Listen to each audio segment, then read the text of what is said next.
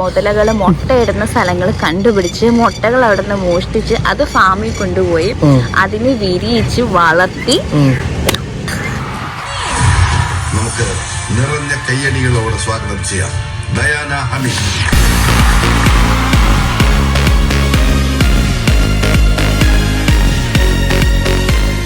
നോബിച്ചേട്ടന്റെ പേരിലുള്ള ഒരു ഐലൻഡിലാണ് ഞങ്ങളിപ്പോൾ ഉള്ളത്. ആ ഒരു കോൺഫിഡൻസ് അല്ലാണ്ട് വിശ്വസിക്കാൻ പറ്റില്ല.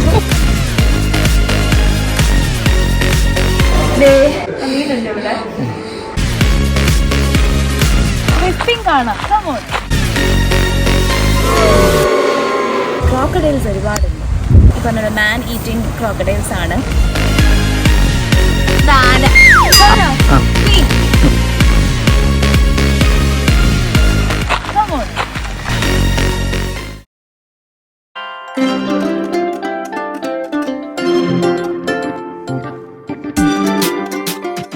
നമ്മളിന്ന് നേരെ പോകുന്നത് ഫിലിപ്പ് ഐലൻഡിലേക്കാണ്. ഫിലിപ്പ് ഐലൻഡിൻ്റെ പ്രത്യേകത അവിടെ എന്നും വൈകിട്ട് പെൻഗ്വിൻസ് വരും എന്നുള്ളതാണ്. നട്ടുച്ചയ്ക്ക് ഞങ്ങൾ പോയ കാരണം പെൻഗ്വിനൊന്നും കാണാൻ പറ്റിയില്ല. അതുകൊണ്ട് തന്നെ പെൻഗ്വിൻ ഇല്ലെങ്കിൽ എന്താ, നമുക്ക് കങ്കാരു പിടിക്കാമല്ലോ എന്നും പറഞ്ഞ് കുറേ കാങ്കറൂസിനെ കാണാനും അവരെ ഫീഡ് ചെയ്യാനും പറ്റുന്ന ഒരു സ്ഥലത്തേക്കാണ് ഞങ്ങളുടെ യാത്ര. കങ്കാരുവിനെ ഫീഡ് ചെയ്യാൻ വേണ്ടി ഈ സ്ഥലത്തേക്ക് വന്നപ്പോഴാണ് ഞങ്ങൾ കാണുന്നത് അത് കുറച്ച് നാളത്തേക്ക് പൂട്ടിയിട്ടേക്കുകയാണ്. പിന്നെ ഒന്നും നോക്കിയില്ല, അടുത്ത ലൊക്കേഷൻ പിടിച്ച് നേരെ നോബീസ് ബീച്ച്. നമ്മുടെ നാട്ടിലെ ദേശാടന കിളി എന്നൊക്കെ പറയാറില്ലേ, അതുപോലെ ഇന്നാട്ടിലെ ദേശാടന കിളികളാണ് ഈ കാണുന്നത്. പേര് ബാരൺ ഗൂസ്. ഈ പക്ഷികൾ അങ്ങ് അന്റാർട്ടിക്കയിൽ നിന്ന് വരുന്നതാ. എല്ലാ സീസണിലും വന്ന് മുട്ടയിട്ടിട്ട് അവർ തിരിച്ചു പോകും.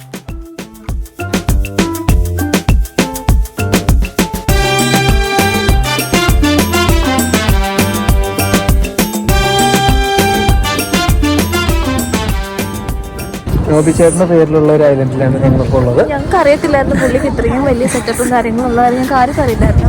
ഫുൾ വെള്ളമാണ്. ആ ഒരു കോൺഫിഡൻസ് അല്ലാണ്ട് വിശ്വസിക്കാൻ പറ്റില്ല.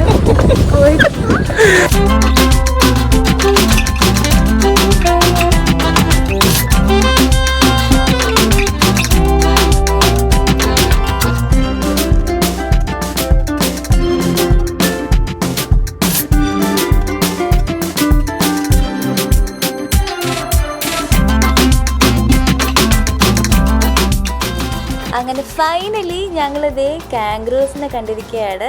കാംഗ്രൂസിനെ മാത്രമല്ല വലബീസ് ഉണ്ടായിരുന്നത് കേട്ടോ. ഈ കങ്കാരുവിൻ്റെ ചെറുതാണ് ഈ വലബീസ് എന്ന് പറയുന്നത്. ഫീഡ് ചെയ്യണമെന്നൊക്കെ ഉണ്ടായിരുന്നു, പക്ഷെ അതിനൊന്നും പറ്റിയില്ല. പക്ഷെ എന്തായാലും കണ്ടതിലൊരു വലിയ സന്തോഷമുണ്ട് നമുക്ക് ഫൈനലി.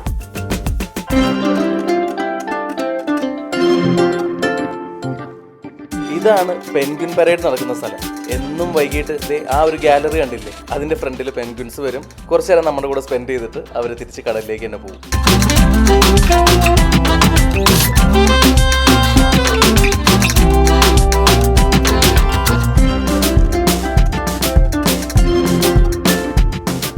ഹലോ, അപ്പോൾ ഞങ്ങൾ നോബീസ് ഐലൻഡിൽ പോയി. നിങ്ങൾ കണ്ടില്ലേ, അതൊരു ക്ലിഫിൻ്റെ സൈഡിലുള്ള ഒരു സീ സൈഡാണ്. അപ്പോൾ നോബീസ് ഐലൻഡിൽ പോയിട്ട് അതിനടുത്ത് തന്നെയാണ് ഇത് ചർച്ചിൽ ഐലൻഡ് എന്ന് പറയും.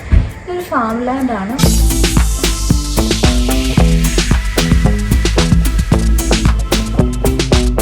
ബ്ലാക്ക് സ്മിത്ത് എന്ന സ്ഥലമാണ്. ഇത് സാഡിൽ, ഹോഴ്സ് സാഡിൽ. ഇത് അമീനുണ്ട് ഇവിടെ.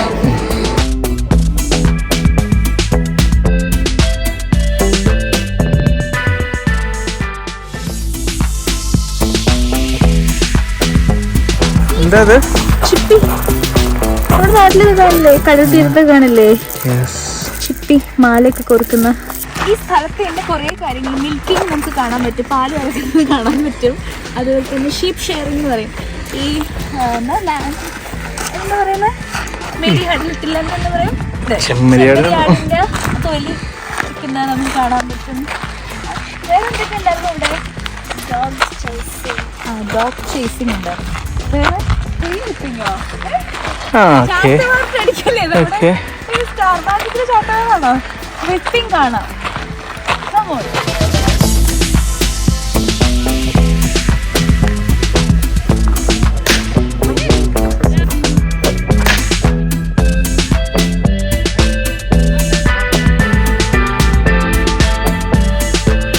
അടുത്തതായി രമണൻ ഗോതയിലേക്ക് ഇറങ്ങുന്നതാണ്.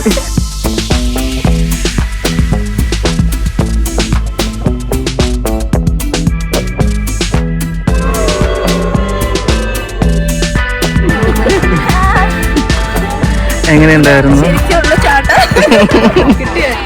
ഇതാണ് ശരിക്കുള്ള ചാട്ടം. നമ്മള് ചർമ്മ ചാട്ടം.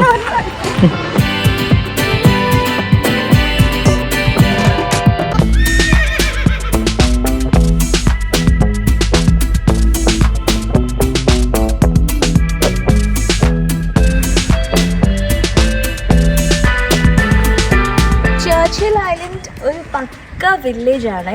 ഗ്രാമീണത ഇങ്ങനെ നിറഞ്ഞു നിൽക്കുന്ന സ്ഥലമാണ്.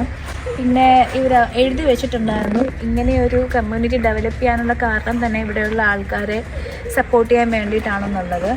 അപ്പോൾ എല്ലാം ബേസിക് ഫാമിംഗ് മെത്തേഡ്സും ഒക്കെ യൂസ് ചെയ്തിട്ടാണ്.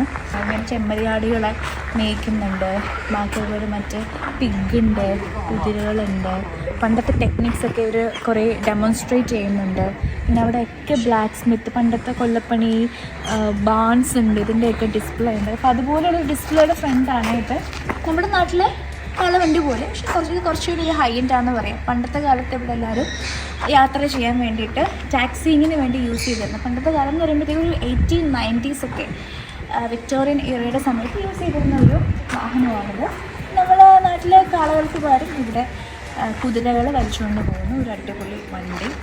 വാഗണറ്റ് എന്നാണ് എൻ്റെ പേര്. വാഗണറ്റ് എന്നാണ് പ്രൊനൗൺസിയേഷൻ എന്നറിയില്ല, അതാണ്. അതുപോലെ വേറെ ഉണ്ട്.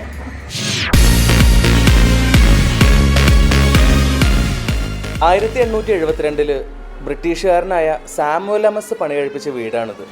ഇവിടെ നമ്മൾ വന്നു കഴിഞ്ഞാൽ 150 വർഷം മുമ്പ് അവരുടെ ഡൈനിങ് ടേബിളും ബെഡ്റൂമും കിച്ചണും അതുപോലെ ബാത്റൂമും ഇതൊക്കെ എങ്ങനെയായിരുന്നു എന്നുള്ളൊരു ഐഡിയ നമുക്ക് കിട്ടും.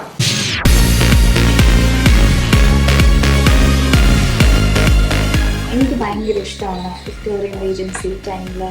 ഞാൻ ഒരുപാട് നോവൽസൊക്കെ ഞാൻ വായിക്കാറുണ്ട്. അപ്പോൾ അതിലേക്ക് പറഞ്ഞിരിക്കുന്നത് പോലെയുള്ള ആ ഡിസ്ക്രിപ്ഷനിലുള്ള ഒരു ഇൻറ്റീരിയർ ഡിസൈനിങ് ആണ് ഇതെല്ലാം. എല്ലാം ഭയങ്കര ആൻറ്റിക്കാണ്. എല്ലാ ആൻറ്റിക് ഐറ്റംസാണ് എഴുതിയിരിക്കുന്നത്.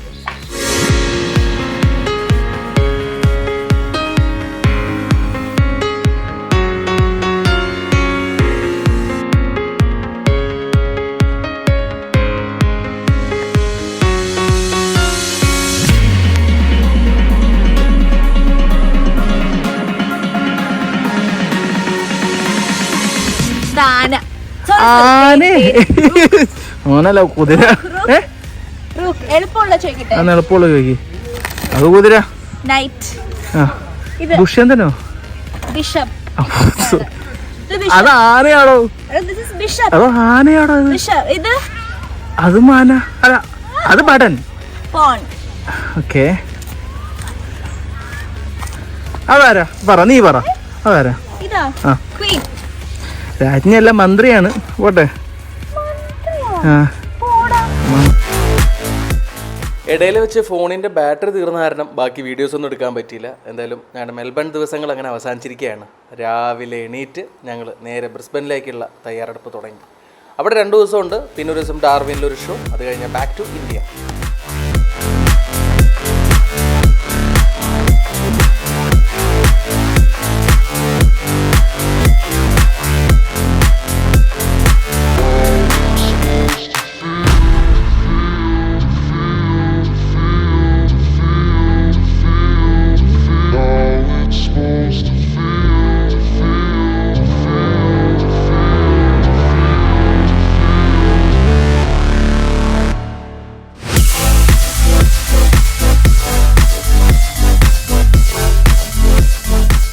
അങ്ങനെ ഞങ്ങളിത് ഇവിടെ സൺഷൈൻ കോസ്റ്റിലെത്തിയേക്കാണ്. ഇനി ഇവിടെയാണ് ഷോ. അപ്പോൾ 2-3 ദിവസത്തേക്ക് ഇവിടെ ആയിരിക്കും സ്റ്റേയും കാര്യങ്ങളൊക്കെ. ഇവിടുത്തെ ക്ലൈമറ്റ് നല്ല രസമുണ്ട്. ഒരു മഴക്കാലം, ആകാശത്ത് നോക്കിയാൽ അറിയാം, ഫുള്ള് മഴക്കാറും കാര്യങ്ങളുമാണ്. നല്ല മഴയത്ത് ഇവിടെ എങ്ങനെയാണെന്ന് ഈ ഒരു ഏരിയയിൽ എപ്പോഴും ചെറുതായിട്ടൊരു മഴ നിൽക്കും. നല്ലൊരു ആംബിയൻസ്, ഒരു പൂളൊക്കെയാണ്, നല്ലൊരു സൗകര്യമൊക്കെയാണ് അവർ ഒരുക്കി തന്നേക്കുന്നത്. നല്ലൊരു വീടും കാര്യങ്ങളൊക്കെ. ഇവിടുത്തെ ഒരു വില്ലയാണ്. നൈസ്. സൺഷൈൻ കോസ്റ്റ് ഇവിടെ ഒരു ബീച്ച് ഏരിയയാണ്. അപ്പോൾ അത് ഷൂട്ടിൻ്റെ തിരക്കിൻ്റെ മറ്റേ ഷോയുടെ തിരക്കിൻ്റെ ഇടയിൽ പോകാൻ പറ്റുമോ എന്നുള്ളത് അറിയില്ല. കാണാൻ പറ്റുകയാണെങ്കിൽ അതോടെ കാണിച്ചു തരാം.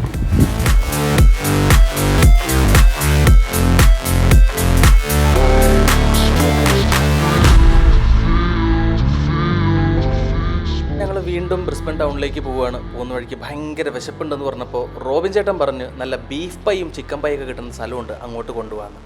നല്ല അടിപൊളിയായിട്ട് കഴിച്ചു കഴിഞ്ഞപ്പോൾ ഇങ്ങനെ ഡ്രിങ്ക്സ് നോക്കിയപ്പോൾ അതിനകത്തുണ്ട് ഒരു അർജുൻ ഇരിക്കുന്നത്. അത് കണ്ടപ്പോൾ തൊട്ട് അവൾ തുടങ്ങിയതാണ് ഡയാന എന്ന് തപ്പാൻ, പക്ഷെ കിട്ടിയില്ല.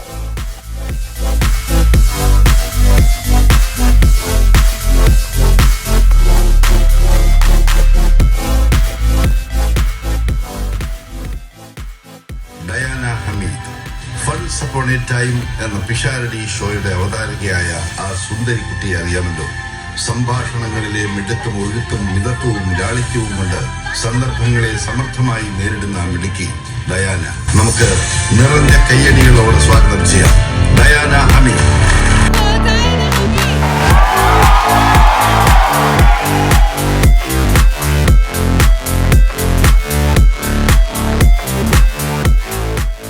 ബാക്കിയുള്ള സ്റ്റേജൊന്നും കാണിക്കാതെ ഈ സ്റ്റേജ് കാണിച്ചത് എന്താണെന്നറിയോ? നമ്മുടെ നാട്ടിലൊരു പള്ളിപ്പെരുന്നാളോ അല്ലെങ്കിൽ ഉത്സവമോ അങ്ങനെ ഒരു ആംബിയൻസിലാണ് ഈ ഒരു ഷോ നടക്കുന്നത്. ഇവിടെ നമുക്ക് ഒരുപാട് ഗെയിമിംഗ് സെക്ഷൻസ് ഉണ്ട്, കഴിക്കാനുള്ള ഒരുപാട് സാധനങ്ങളുണ്ട്. നമ്മുടെ നാട്ടിലൊരു മലയാളി ഷോപ്പുണ്ട്, തട്ടുകടയുണ്ട്, പാനിപൂരി ഉണ്ട്.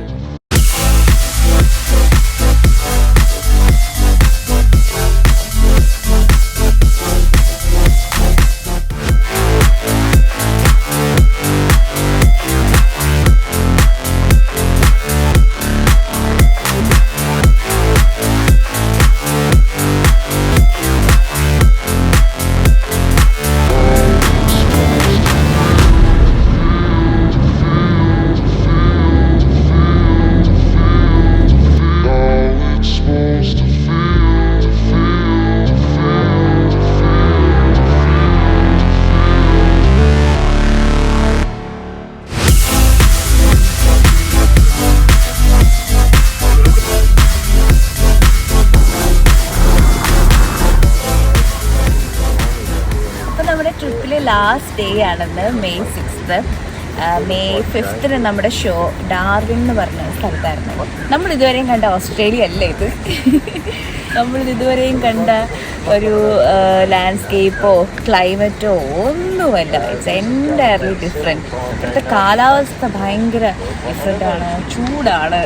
തണുപ്പെന്നൊക്കെ പറയുമ്പോൾ നാട്ടിലേക്ക് പോയിട്ട് ചെറിയ തണുപ്പാണ്. നല്ല വെയിലുണ്ട്, ഒരുപാട് സീ ഷോസ് ഉണ്ട്, ഇങ്ങനെ കടലിനാൽ ചുറ്റപ്പെട്ട ഒരു ഏരിയ ആണ്. പിന്നെ ഇവിടുത്തെ ചൂട് സമയത്ത് ഭയങ്കരമായിട്ട് വേർക്കുമെന്നാണ് പറയുന്നത്. പിന്നെ നാട്ടിൽ കിട്ടുന്ന എല്ലാ സാധനങ്ങളും കിട്ടും. തേങ്ങ ഇവിടെ തെങ്ങുണ്ട്, ചക്ക, മാങ്ങ, തേങ്ങ, അതേ ലേറ്റസ്റ്റ് ആയിട്ട് കൊടമ്പുളി വരെ ഇവിടെ അവൈലബിൾ ആണ്. ഇവിടെ നമുക്ക് വളർത്താൻ പറ്റും, നട്ട് വളർത്താൻ പറ്റും എന്നാണ് പറയുന്നത്.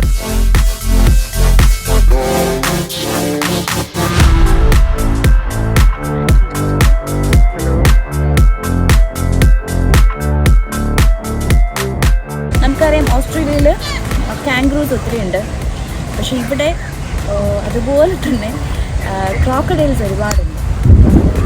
മിക്ക വാട്ടർ ബോഡീസിലും ക്രോക്കഡൈൽസ് ഉണ്ട്. ഭയങ്കര ഡേഞ്ചറസ് ആണ്. ഈ പറഞ്ഞ മാൻ ഈറ്റിംഗ് ക്രോക്കഡൈൽസ് ആണ്. അതിനെ കുറച്ചൊന്ന് പേടിക്കണം. അപ്പോൾ ഇവർ സ്വിം ചെയ്യാൻ വേണ്ടിയിട്ട് ഇവർ ക്രോക്കഡൈൽ ഇല്ലാത്ത സോൺസൊക്കെ ഇവർ ക്രിയേറ്റ് ചെയ്യാറുണ്ട്.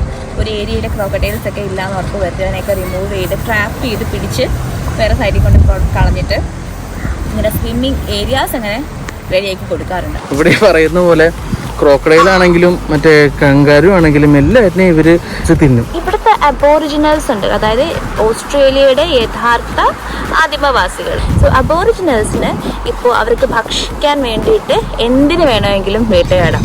മുതലുകളെ പിടിക്കുന്ന ഫാം ഉണ്ട്. മുതലുകളെ വളർത്തി അതിന് ഷാപ്പ് ചെയ്ത് അതിന്റെ സ്കിന്നിന് ലെതർ ബാഗ്സ്, ലെതർ പ്രോഡക്ട്സ് ഉണ്ടാക്കുന്നു. ഇവര് മാനനിരീക്ഷണം ഞാൻ പറഞ്ഞത് അവര് ആകാശത്ത് നിന്ന് നിരീക്ഷിച്ച് ഈ മുതലകള് മുട്ടയിടുന്ന സ്ഥലങ്ങൾ കണ്ടുപിടിച്ച് മുട്ടകൾ അവിടെ നിന്ന് മോഷ്ടിച്ച് അത് ഫാമിൽ കൊണ്ടുപോയി അതിനെ വിരിയിച്ച് വളർത്തി.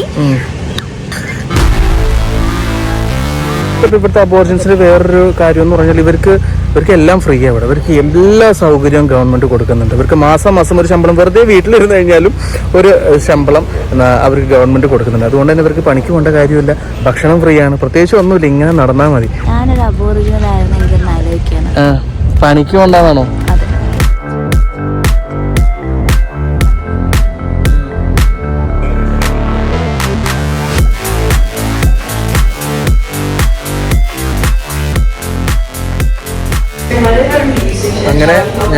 ട്രിപ്പ് പരിസമാപ്തിയിലേക്ക് എത്തിയിരിക്കുകയാണ്.